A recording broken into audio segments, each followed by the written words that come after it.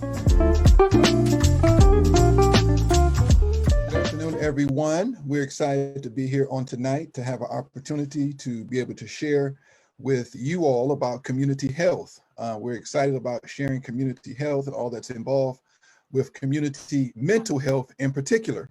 And so mental health is a vital part of what happens in our country, in our world, in our community. And so we're definitely excited to be here with you guys on tonight. We have several professionals with us here on tonight who are joining us to help us to talk about this important topic and to share and communicate about this particular topic. We've talked about trauma the last few weeks at Destiny Church. It's supposed to be 1 week, and I'm talking about 3 weeks about trauma and all that's entailed with trauma. And I want to talk tonight about mental health in general, and also how trauma has impacted our community at large, and also how trauma has impacted our relationships. So I've invited a variety of professionals to come on to join us and to share about that. So I want to pray, and then we can jump right into it. Let's pray. God, we do want to thank you and praise you, Lord, for this night, God. Thank you for your grace. Thank you for your mercy, God. Thank you for your adequacy, God. Thank you for your sufficiency, God.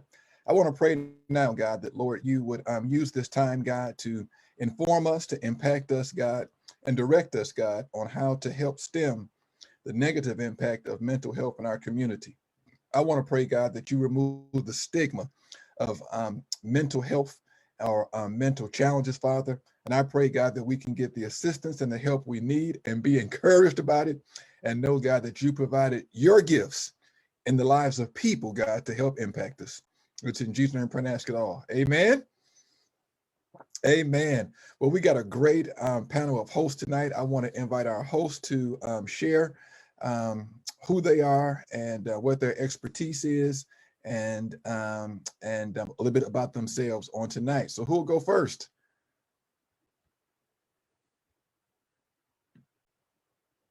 Don't be bashful, ladies. Let the ladies go first. All right, I'm going to go first since nobody wants to talk. My name is Dr. Leslie Griffin, and I am the founder and CEO of Marriage Champs, which is a personal development company for couples. So my area of expertise is working with couples, those that are seriously dating, engaged, and married. Thank you for having me. All right, thank you.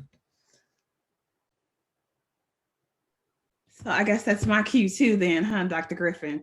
So I am Dr. Edna Chisholm Nicholas, and I'm an LCSW and an LCDC. So that's just a social worker and a licensed chemical dependency counselor. And so I have a private practice, a group practice with several wonderful therapists who work with several different mental health issues. My particular specialization is actually trauma. So that means that I did a little bit more studying in that area to have that level of specialties. So again, thank you guys for having me as well. All right, thank you.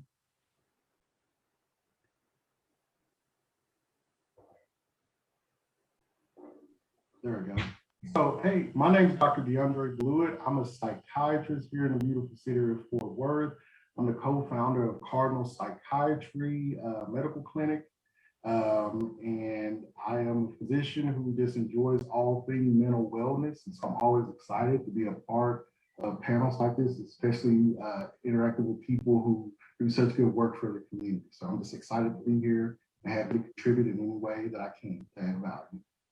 Awesome. Well, thank each of you all for joining us on tonight. We're excited about that and glad you guys could come on to be with us on tonight. Let's dive right in, guys.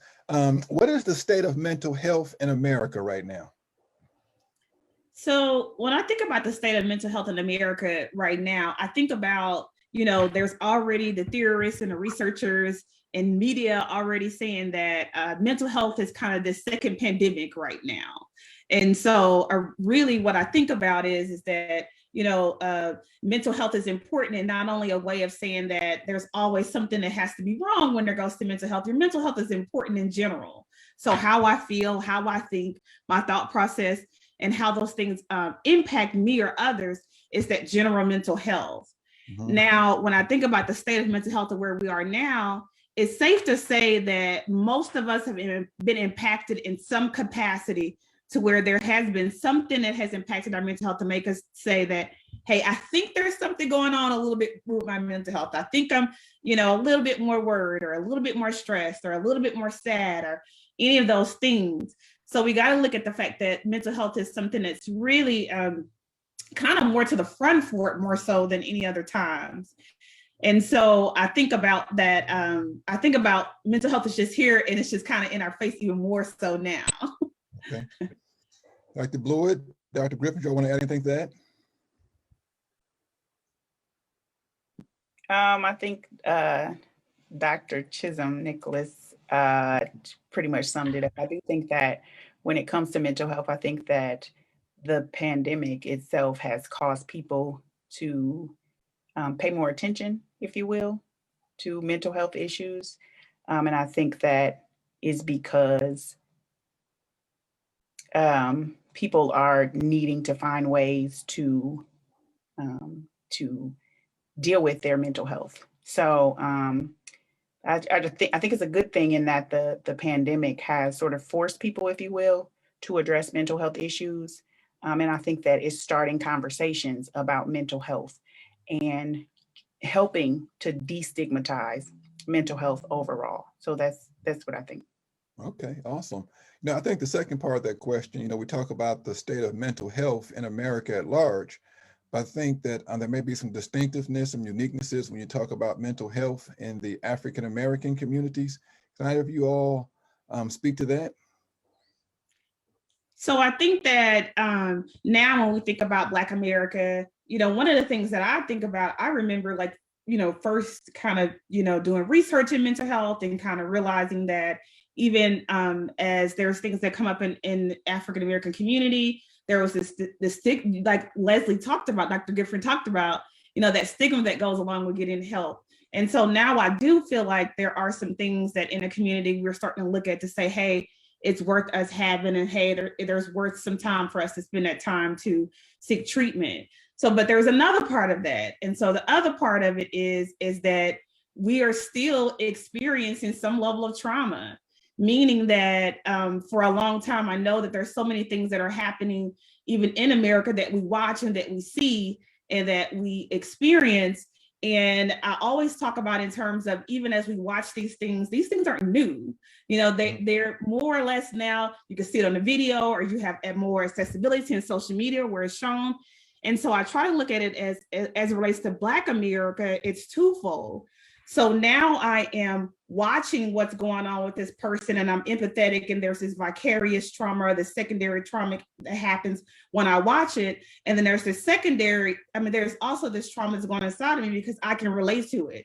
Because I myself may have experienced some traumatic event, whether it be something that I experienced it with institutional racism, systemic racism, some microaggressions or anything like that. And so now that brings up for something for me or triggers something in me because I have now been a part of it. So when I think about Black America, I do think about, those challenges of, us watching things and seeing things and being a part of things and knowing that these things are stressors for us, are hard times for us. And I thrive and I pray that because those are some stresses and things that happen to us that we say, hey, I'm going to seek this help, or hey, I'm going to talk to somebody. Hey, I'm going to get through this in my capacity. I put my supports in because these things happen. Okay, thank you. Dr. Blewett, you want to add anything to that? So when I think about mental health in America, in particular in Black America, so at any given point, and when I use the term mental health, in this context, I'm talking about the gamut of mental health. That means people who struggle with depression, people who struggle with anxiety, which is the largest proportion of all the mental health problems that people struggle with right now. Even things like bipolar disorder, schizophrenia, problematic substance use. At any one point, if you just pick a point on the non-pandemic timeline, you can have about 20% of people-ish. Don't quote me on that because depending on who you talk to, Dr. Griffin knows what I'm talking about, Dr. Nichols knows what I'm talking about. Depending on who you're talking to, that point can move roughly 20%. It can go down to 20, 15 sometimes, depending on what time of the year it is. A lot of people don't struggle as much with depression during the summer months. And so right now, depending on who you talk to, we're having about 33-ish% of Americans struggling with Wow. mental health concerns. And so it may seem like not a huge difference from 20 to 30-ish, but when you take 10% of Americans, that's roughly 30 new million Americans trying to like seek in some way, like something from a mental health system that's already not prepared to take care of the 20% that was previously there. And when it comes to this, when it comes to Black America, if you really tease out the numbers, you do see that certain components of America are disproportionately affected by this pandemic. When it comes to things like being laid off from work, people who are still having to work outside of the home. When it comes to financial resources, like, I mean, I can go speak about a million things, but you see it disproportionately affecting Black America. And so we are having to deal with the fallout from that, like in some cases, higher infection rates, in some cases, higher rates of death, post-infection, post-hospital admit, post-intubation, and things of that nature. And we're starting to see just people who have been diagnosed with COVID, people kind of like to tout the survivability of it, because it does have, like, I mean, the gross majority of people who do get infected with COVID, they do survive. But what we're now learning is there's this term called long haulers, or people who deal with some sequela of a post-COVID infection. And that's people dealing with things as kids with vascular problems, skin disorders. There are some called post-COVID infectious neuropsychiatric disorders, which is a real thing. It's like people having pretty much, you can have some people who have a history perhaps of some mental health concern, like, and when I say, like I said, depression, anxiety, bipolar disorder, problematic substance use. But now we're starting to see people who really didn't have a history of any significant neuropsychiatric complaints after they leave the hospital from a COVID infection, where the person is telling you, I'm going to sedate you. This is going to be, this may need to speak to your family. Like, this is the last time that you're going to, like, you have to say, it's like, you need to speak to your family right now on this little Zoom call. Like, it's the last time that you will ever see them, ever. And then they say that, they give you a little sedative and they're sticking a tube down your throat. People are getting literally PTSD trauma, like this. It's a traumatic experience for people. And that's not something that a lot of people are able to quickly forget. And so it's putting strain on a system as far as mental health care that was already strained. Okay, awesome. So, we look at these things. I was speaking to a pastor today, he's a pastor, but he also owns a funeral home. And he was sharing with me how 2020, his numbers have just doubled. And he's seen a slight decline, but he's also starting to see the resurgence of death. He primarily serves the African-American community. And I think that's important because we look at what's happening politically. And I think sometimes the political landscape ends up trying to overshadow the medical landscape. And we're losing sight of the medical in light of the political. Dr. Blue, we talk about this trauma, and you talk about how it's showing up because of loss of job, COVID, the economy. There are other causes of trauma as well, post-traumatic stress disorder. There's trauma from car accidents. There's trauma from domestic violence. There's trauma from falls. There's trauma from a variety of things. Can you tell us medically and technically what's happening with the mind? Take a couple of minutes to tell us what's happening with the mind when it's under trauma. So trauma it can kind of be the negative consequence of what the brain interpreted as an exciting event. Mm-hmm. In particular, event that could have been dangerous or could have caused us harm. And there is one part of the brain called the amygdala. In particular, it's kind of like our the repertoire, the central repertoire of our fight or flight response. People have always kind of heard that term, fight, flight, or freeze. right? And so, say for instance, you see a tiger, and like the tiger right in front of you, it is totally normal to have your brain activate. The amygdala goes off and it says, listen, we need to alert the rest of the brain, alert the rest of the body. We need to know, do we need to fight this tiger? Do we need to run away from this tiger? Do we need to stand still? Maybe the tiger won't see us. That's not how tigers work. They got very good peripheral vision, frontal vision. They're not like Jurassic Park or something. And so, but that starts a cascade in the mind, a literal cascade, like a downstream cascade. That part of the brain activates other parts of the brain, kind of increase blood flow to our muscles just in case we need to run away. It increases something that we call cortisol, which is our stress hormone, which in very short bursts can be good because it can be activating and it can like kind of prepare our body for like a difficult joust or fight. And so short-term good, long-term bad. And when people kind of have these changes in the brain that are associated with trauma, because most people can go through an event like seeing a tiger, being in a near-death accident, and for the majority of people, that really won't impact them more so than the event itself. Mm-hmm.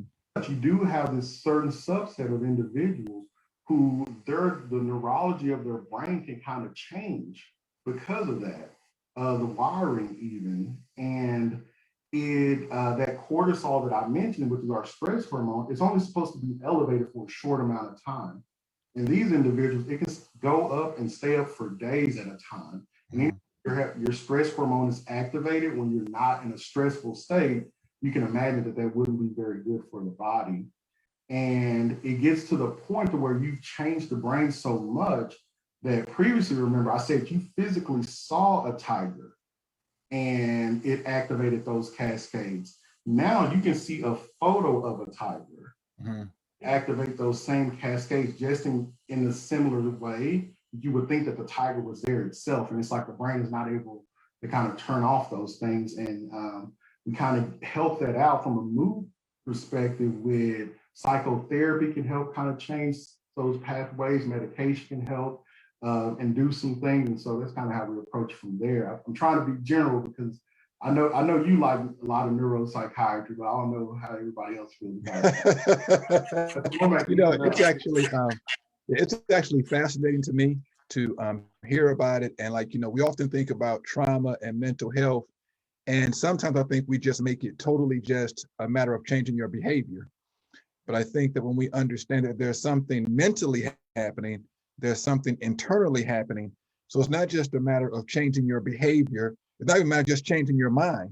You know, you have made reference to your neurotransmitters not communicating with one another. Can you talk about that really briefly, the neurotransmitters and how they function?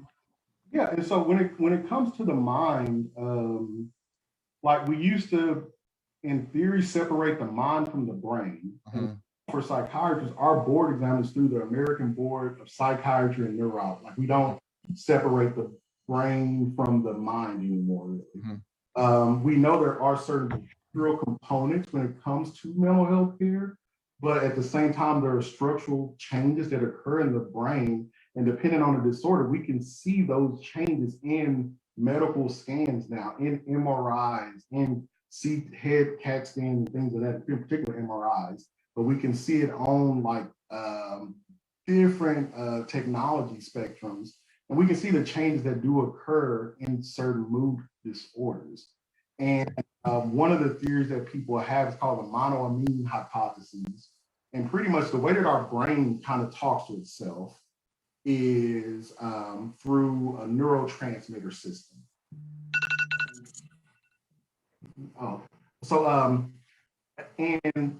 These are just little molecules that most of us have heard about: serotonin, dopamine, norepinephrine, or adrenaline.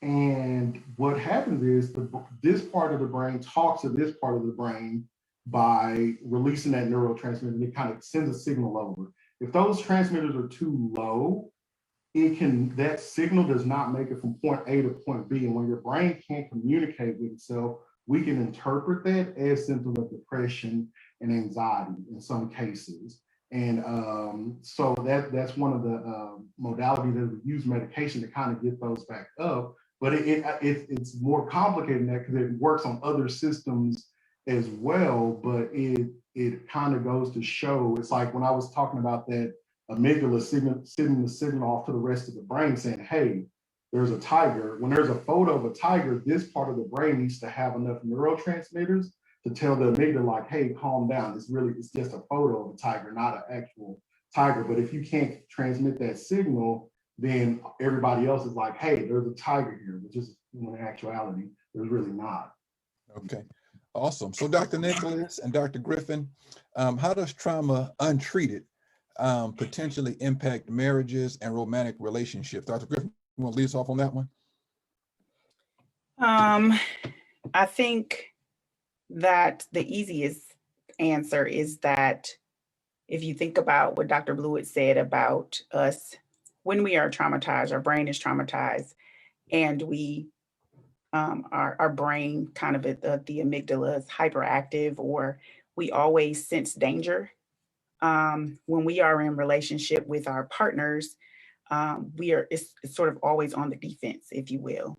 So if something happens, one thing gets said, and we sense danger, even if it is not real danger, where that tiger is there but not there, or we think it's there and it's not there, then we are either going to want to fight, go, or we're going to freeze and not do anything. And so, and sometimes your partner may not know that you're sort of reliving or experiencing a trauma at the time.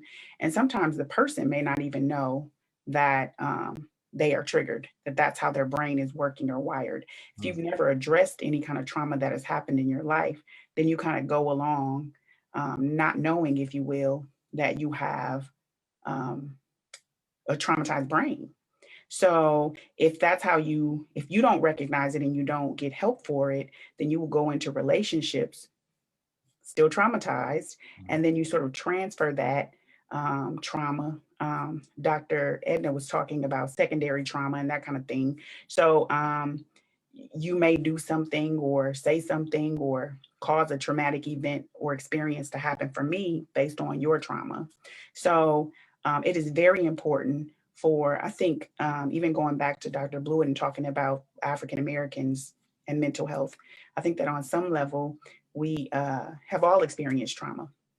If you just watch the news and you watch the things that have happened just as related to racism, if you will, that's traumatizing to watch that and to see that, and it's on news feeds constantly, and you're taking that in. So no, we were not there and did not experience it, but it is a secondary trauma. So I think for most African Americans, they have experienced some sort of trauma that, and we just don't deal with it. We just go on like it never has happened. And then we enter in relationships and with the traumatized brain. So that's my answer. Here's my question. So let's say somebody does have a traumatized brain, they're in a relationship, but most people who have a traumatized brain don't say, you know what, I know what my issue is. My issue is I've got a traumatized brain. And so how does a person discover that? How does that manifest itself in a relationship? So I see how it impacts relationship, but how can a couple identify that? Doctor? Go ahead. Yeah, Edna, Dr. Edna, would you like to answer that? You seem like you were going to say something. I'll definitely answer after you answer. I'm going to say that it's easy. I say easy, but if you are recognizing something that is a constant issue or point of contention in your relationship, if there is a if you notice that you are constantly arguing or you cannot resolve things, let's say, for example, I get a lot of couples who they say they can't communicate well, for example, and so sometimes it is we are unable when we have conversations. For example, I kind of use the analogy of snorkeling versus scuba diving. So if you have a lot of conversations that are kind of snorkeling, sort of on the top level, but your mate never wants to scuba dive, never wants to go deep, is unable to go deep, or when you start to go deep, they get a reaction. Either they get angry and aggressive, or they retreat, they don't want to talk about it. Or if that's a constant thing, a constant that's happening in your relationship, that might be an indication that something is going wrong. And sometimes people are not able to communicate that. They don't even know, especially if something happened when they were a child, a young child. So if that's happening, if your relationship is suffering, if you cannot, if your relationships are not healthy, they're not thriving, they're not growing, then that may be an indication that you might need to go and see somebody just to make sure. So Dr. Nichols, did you want to add to that? Did you want to? No, I think she explained it really well. And that's what I think about too, especially in couples. I think about attachment. So we talk a lot about attachment, even from an infancy. And I think Pastor Womack talked about this like 2 sermons ago when he talked about that tiny baby having this insecure attachment with his parent for a couple of minutes. I mean, it was like literally seconds, and this baby was in distress. So imagine you as a person when you're in distress over your childhood or over that time, and then you never really form that secure attachment, and then you get married or you're in a relationship. That level of attachment is usually what you copy or mimic in your relationship. And so when you mirror these attachments, these insecure attachments, avoidance attachments, anxious attachments, or just detached, period, you know, it comes off onto the couple. And just like Leslie said, a lot of times it's, especially when we think about relationships, like sometimes I think about couple sessions, and it's, you know, well, we always fight about, you know, he always leaves the mustard out, and leaving the mustard out is not the problem in a relationship, right? It's the ketchup. Yes, that is true. The ketchup. So okay, so I think that's very helpful, y'all. You guys are giving us some tips to kind of know what, if you continually argue, you know, it may be something there. If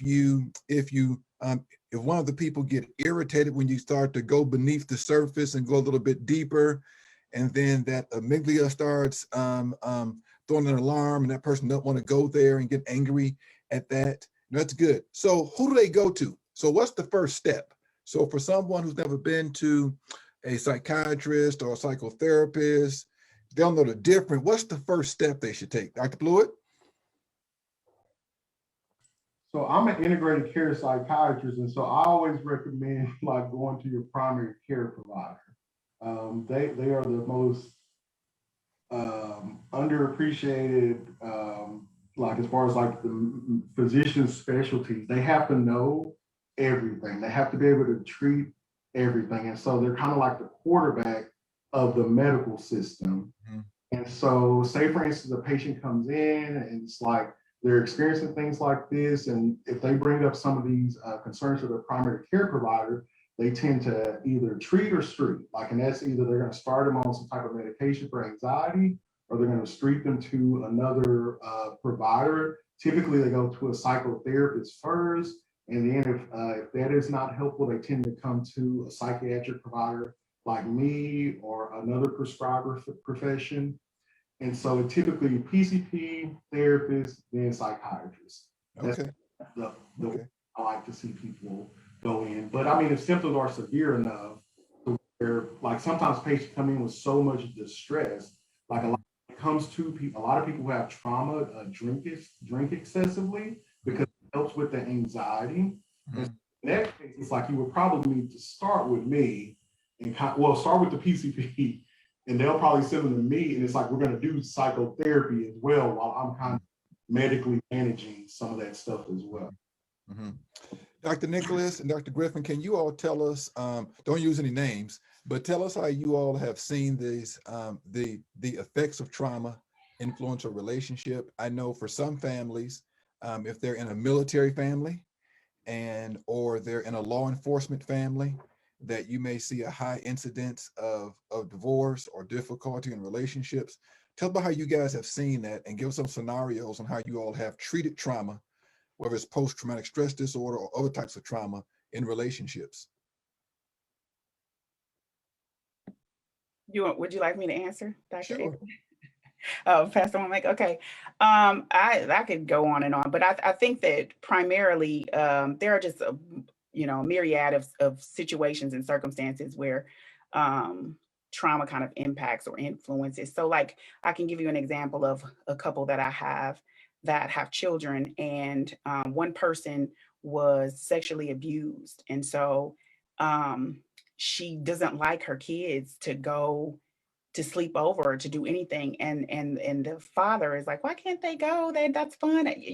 So for a person like me, I grew up spending the night places. My mom allowed me to go. But if my spouse was abused and is very anxious about that and was traumatized, then now he won't allow my children to go and have the same experience. It's kind of an over that may be extreme. It's okay to be cautious because of your traumatic experience, but you don't want to be extreme and think that everybody's abusive and going to sexually molest your child or whatever the case may be. So working through that with couples and trying to figure that out is kind of one example. There are, other examples where people have been in previous relationships that may have been like abusive, for example. And so because of that trauma, they carry that over into this next relationship. And so maybe they avoid confrontation because before in a previous relationship, when a confrontation came about, it became physical. So now they don't even know how to deal with conflict, but every relationship has conflict. You have to learn how to healthy ways to resolve, to find a resolution to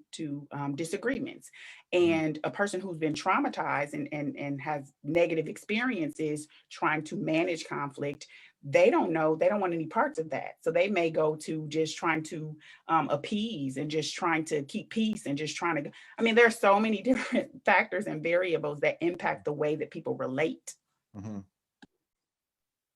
And I like that scenario too, like especially what Dr. Griffin is saying. One of the things that I also think about is just the normalization of things. I think about couples, and as we start to get a background of what their family origin is or what's going on, we tend to say, yes, I was, like she talked about, molested, or, yeah, what I did get whoopings when I grew up. And that was perfectly normal. But was it a whipping? But you telling me that you were beat with the board, 4 days out of the week or whatever, you know what I mean? So there's all these things that happen to us when we're younger that we tend to normalize. And because they're normalized, now when I'm in this relationship, it's almost like that really wasn't trauma. Or why should that matter? Because it happened so long ago. Or that's not important. Or even in the relationship, it's really hard for me to commit to you in this level because committing is not healthy for me, or that level of love doesn't feel good to me. I almost kind of like the chaos, because that's what's normal to me, and not the safety or the security or the stability. Okay, awesome. All right, I'm Dr. Blewett. So when this is happening, and then the psychotherapist, or what people typically call a psychotherapist, is the counselor, right? And so like, well, I never seen a psychotherapist. I've seen a counselor, but I hadn't seen a psychotherapist. Well, if you see the counselor, you see the psychotherapist, okay? And so Dr. Blewett, the psychotherapist, will refer a client to you.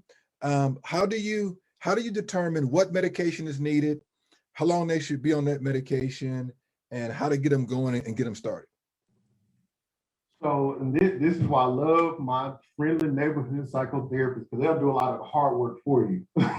So I'll typically already know a good diagnosis going in. But the thing is, so typically when it comes to, if we're talking about trauma in the sense of PTSD, post-traumatic stress disorder, which means, you've had this person who's had this lived experience where they had this event that has occurred, and they had some type of near experience where they thought or perceived that harm could occur to them. And now all of a sudden they're avoidant of things that scare them. They're hyper vigilant. They're always kind of looking around. They're anxious. Like it's just a smorgasbord of symptoms. But we treat them with the medication that we call antidepressants, which I don't like the name of them because it's like when you hear antidepressant, you just think it's like, oh, these are for depression. In actuality, we use them more for anxiety and insomnia than depression in some cases. So, like I said, like these medications, like we talked about previously, what you want is control of the milieu of the brain. That means the neurotransmitters, different peptides and things of that nature. And these medications can help get those levels up to where the brain can start talking to itself again. And remember, I told you this one out of the area of the brain is freaking out. And this area of the brain doesn't have enough control to tell it, hey, calm down. It's like, this is not real. Mm-hmm. And you can kind of have a lot of symptoms. And so typically we use antidepressants for PTSD. And the unfortunate thing about antidepressants, they take about 4 weeks before you even can notice like the impact of it. And so it's not like a quick fix when it comes to the frontline treatment for it. But we do also have some medications that help with the physical symptoms that can accompany some of the symptoms of some of the complaints that people have with PTSD. That's racing heart, like this, they have moments of severe anxiety and what we call flashbacks, where they're reliving the experience that they had. You know, it's almost, even though they're not there, they can be just in that moment.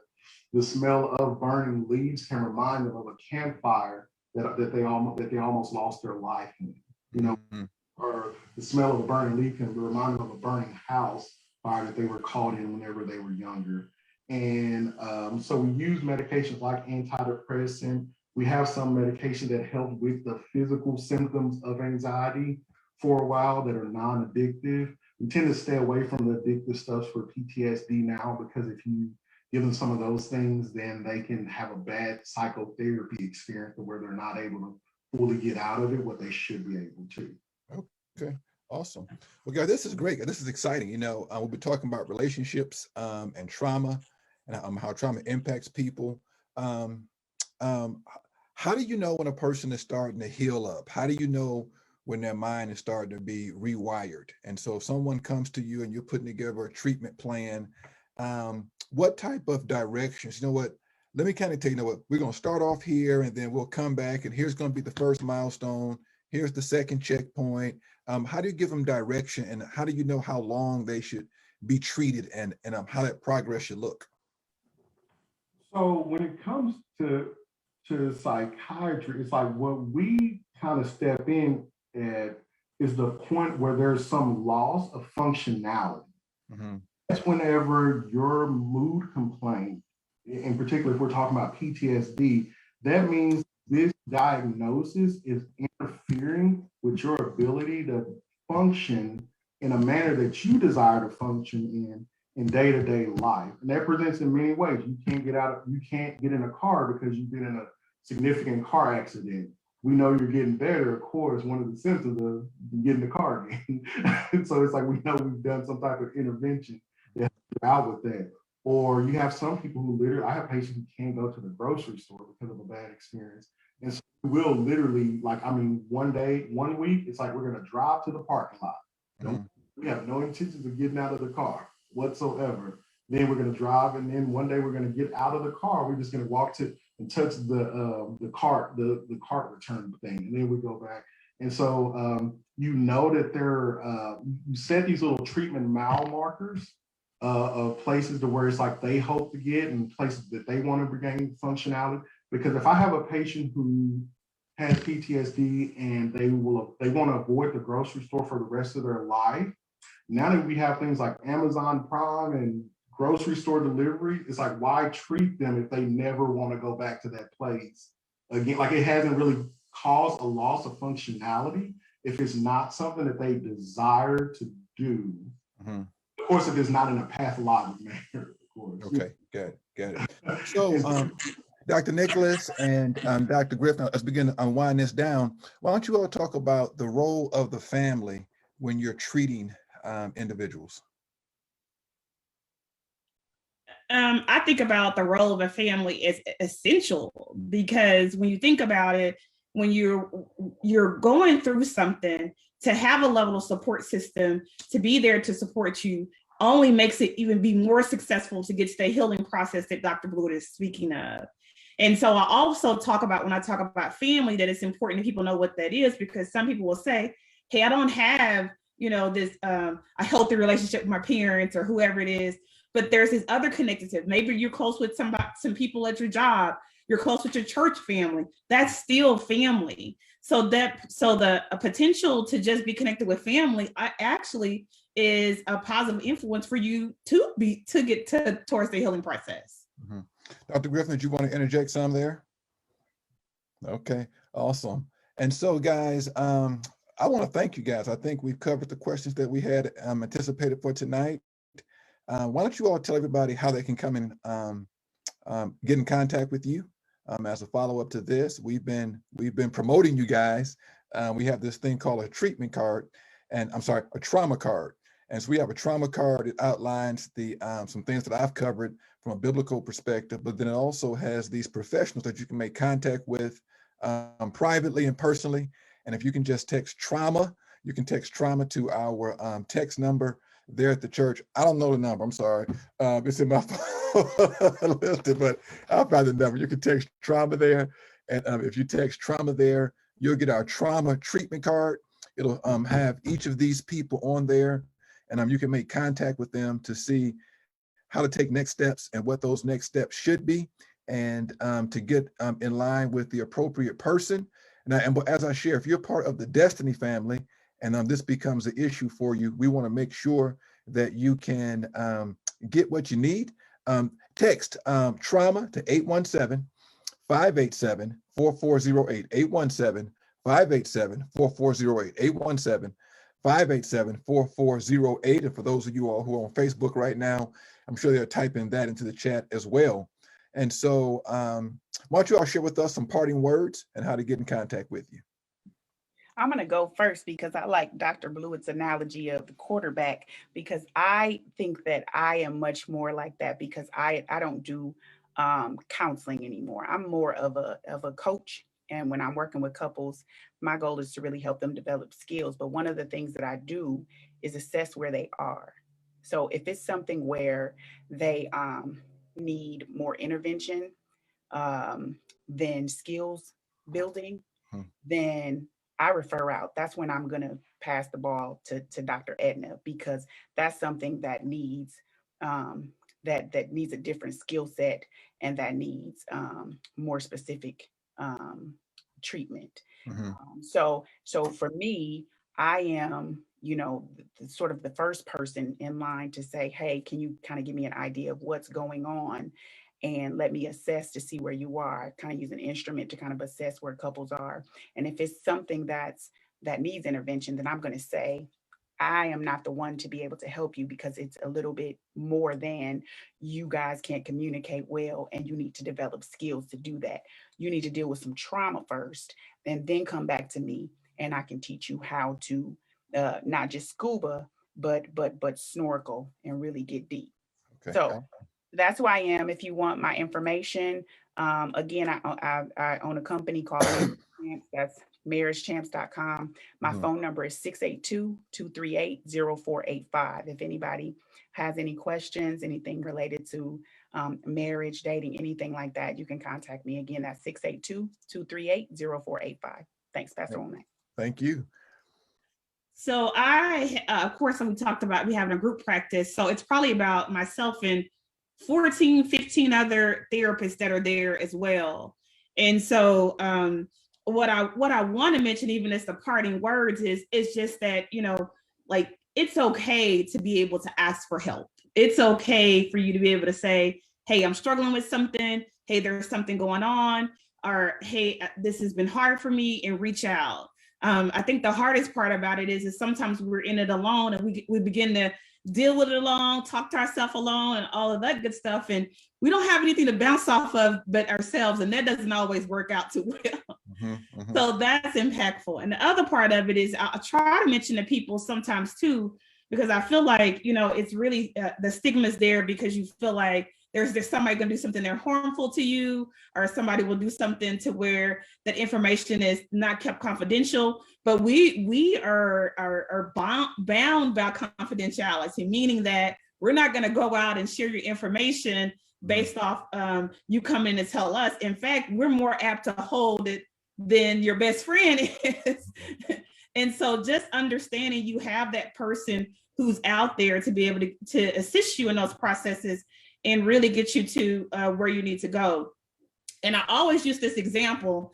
One of the examples I always use is my parting example of, and I just give a scenario of a client who was extremely depressed. And I mean, when I say just like hard to get out of bed, hard to be able to do things, that functioning we talk about, crying all the time, not really working, not really doing things.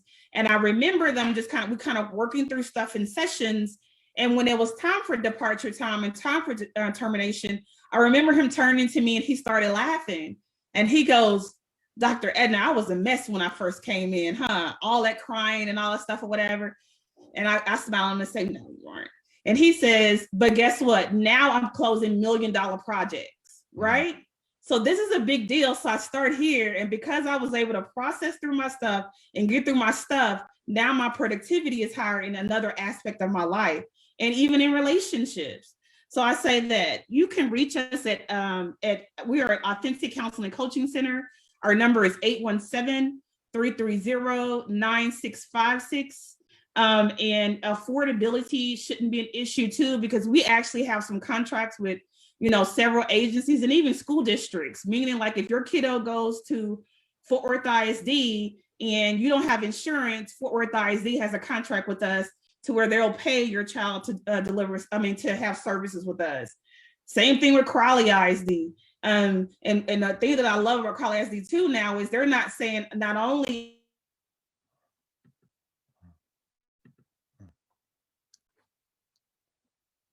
You muted yourself, Dr. Edna. Unmute yourself, Dr. Edna. Unmute yourself. How did I get muted? She got the spirit. I know. Like, what part was I in? Because I didn't even press anything. Did you Dr. really Nicholas. press the one mic? Dr. Nicholas, we need to start winding it down. We got to shut this thing down. So that was your cue. Okay. Okay. So give us your phone number again and give us your web address or email again. Okay. So it's 817-330-9656 is my phone number. Okay. And that's how you can reach me. Okay. Awesome. And we'll make sure we post that on the Facebook as well. And we'll also make sure we put that, well, it's already on our trauma card as well. Dr. Blewett?